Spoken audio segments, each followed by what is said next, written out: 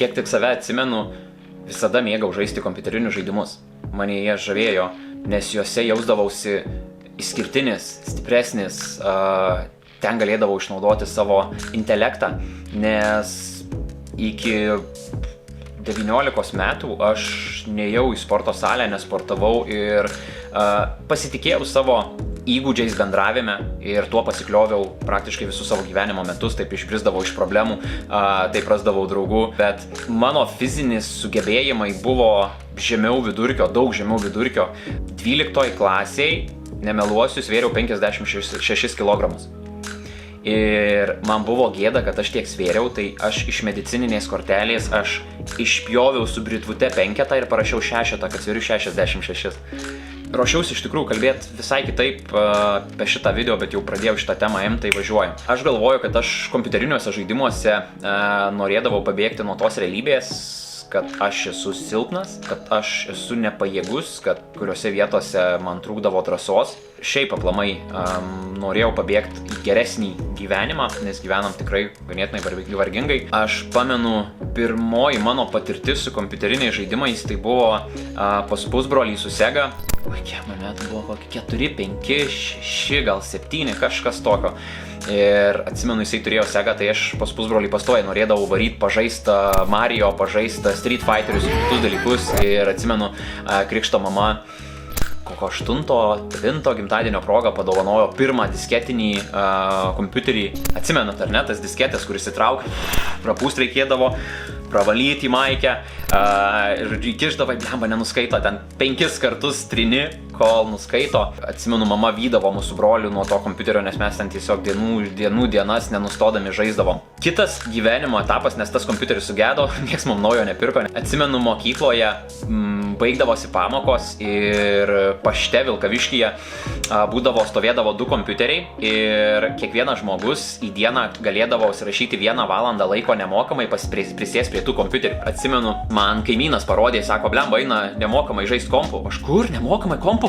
Nes kompiuterinės irgi ten būdavau ir vienokios ir kitokiose, bet žodžiu, atsimenu, nuvariau ir gavau pažaisti ir man parodė, dabar neatsimenu, kažkoks bičas ten, irgi vaikelis paugliukas parodė žaidimą RuneScape'ą. Aš toks, what the fuck, kas čia vyksta?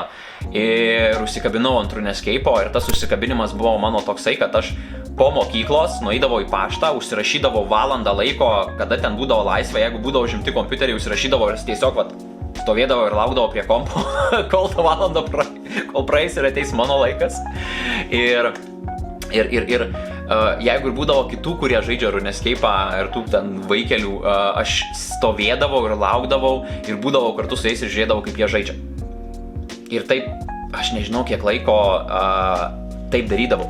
Atsimenu, likdavau pas močiutę likdavau ir savaitgaliais čia. Ir jinai gyvendavo 2 aukšte ir aš per balkoną prasisverdavau ir prasisvėręs pro balkoną matydavau kompiuterinės.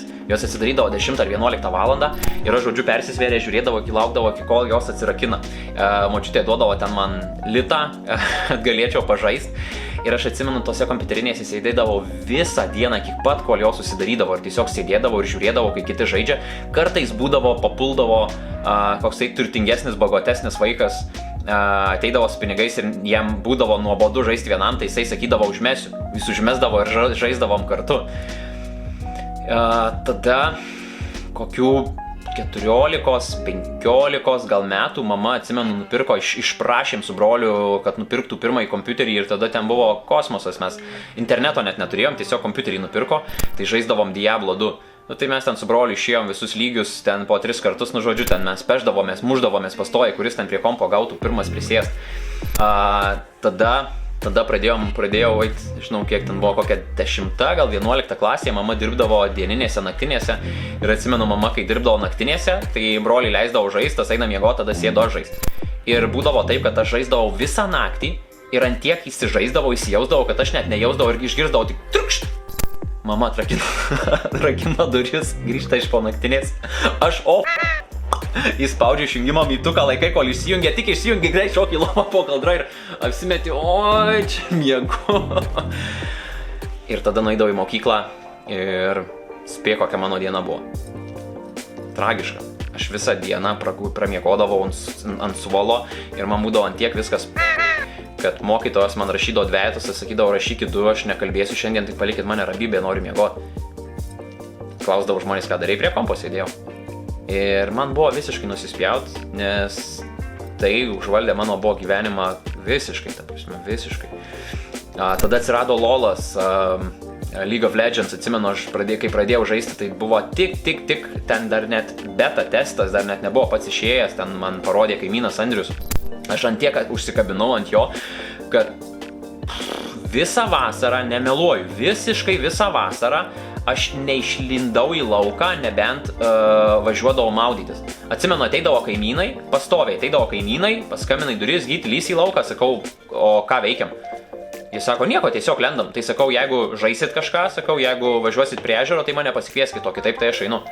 Ir viskas, duris prieš akis uždarydavau. Ir aš visą vasarą pralošiau LOL'ą.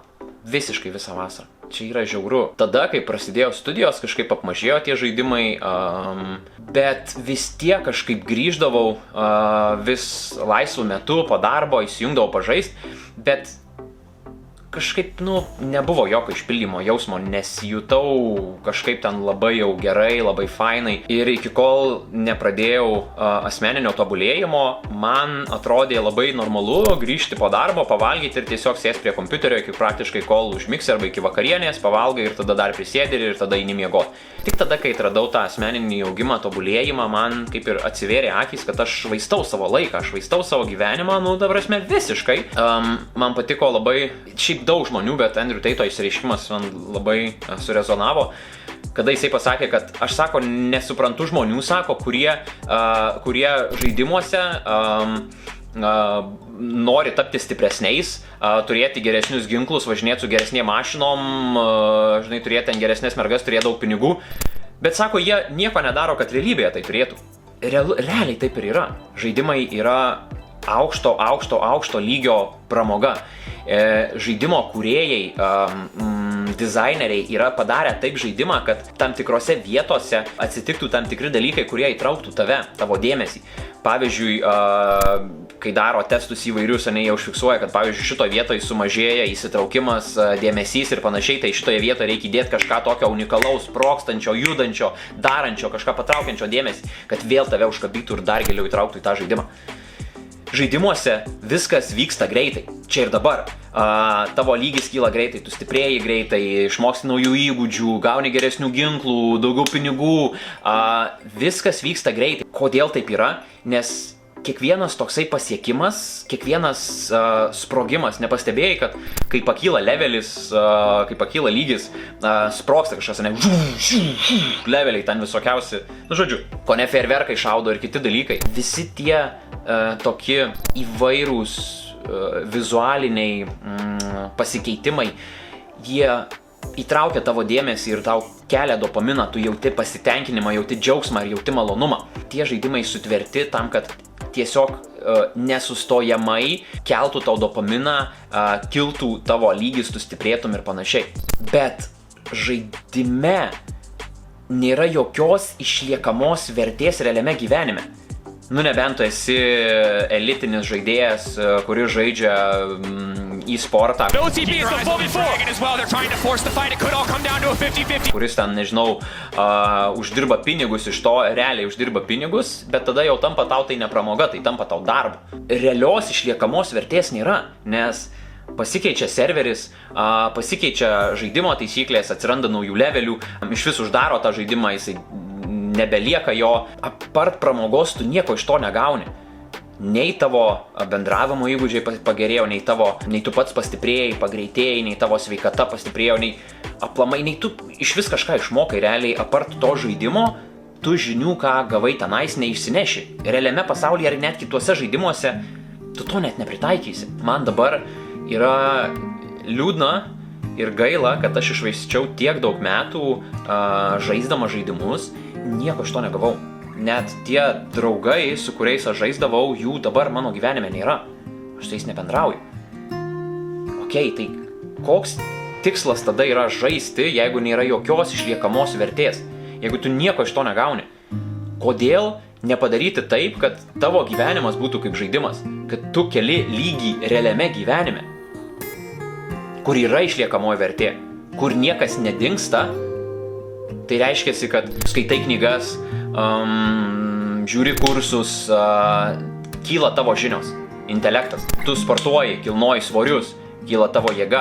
Tu darai tam tikrus pratimus, bėgioji, šokinėji, kyla tavo judrumas, vikrumas, dexterities, agility. Tu valgai sveikai, tavo organizmas gerėja, gyvybės tavo auga, ne? Tu ilgiau gyvensi, medituoji, tavo dvasingumas didėja, mokaisi groti gitarą.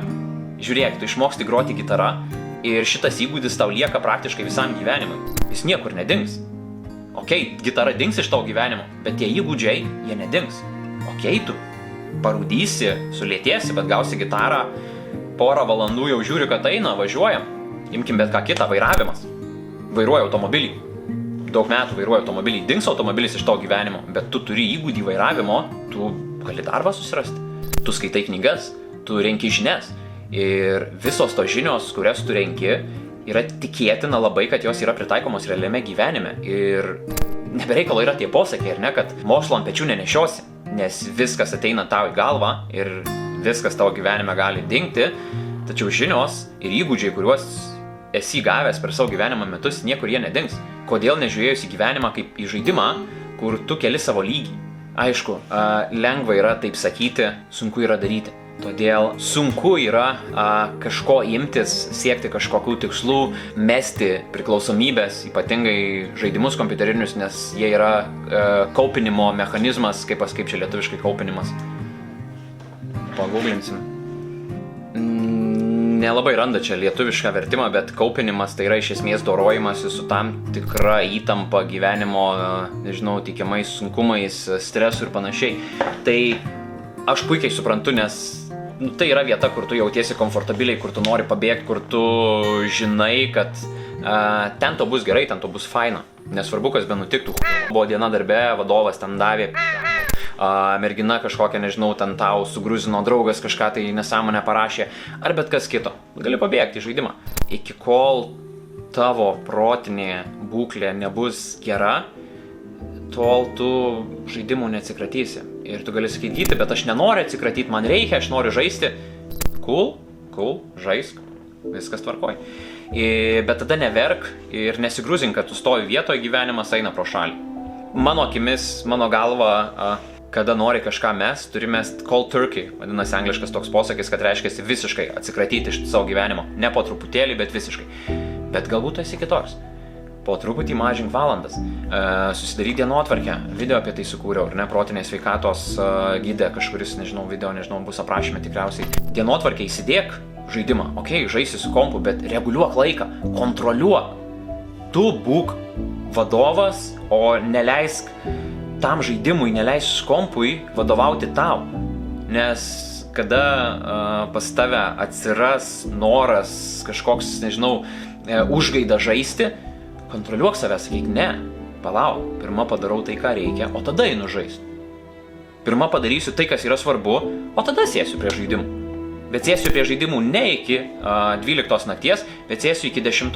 Nes 10 išjungiu visus ekranus ir sėsiu skaityti knygą, nes aš noriu kažką iš gyvenimo daugiau gauti, ne tik pramogą iš žaidimų. Tu esi savo gyvenimo valdovas, tu esi savo verslo partneris. Derėki su savimi. Ateities tu padėkos dabarties tau, kad sumažinai žaidimus, kad pradėjai kažką truputėlį naujo. Aš tikiu tavim, nes aš pats turėjau priklausomybę nuo video žaidimų. Ir šitiek daug metų yra žaista, kada smegenys buvo pripratusios prie to malonumo, prie to patogumo jausmo, kada žaidi, ir atrodo net puola depresija, kada nebeturi to savo gyvenime. Tačiau po truputėlį viskas susitvarko. Taigi, padaryk gyvenimą savo žaidimu ir pakelk maksimalų lygį, pakelk maksimalų levelį ir duok man žinią, kaip to sekasi. Baigta.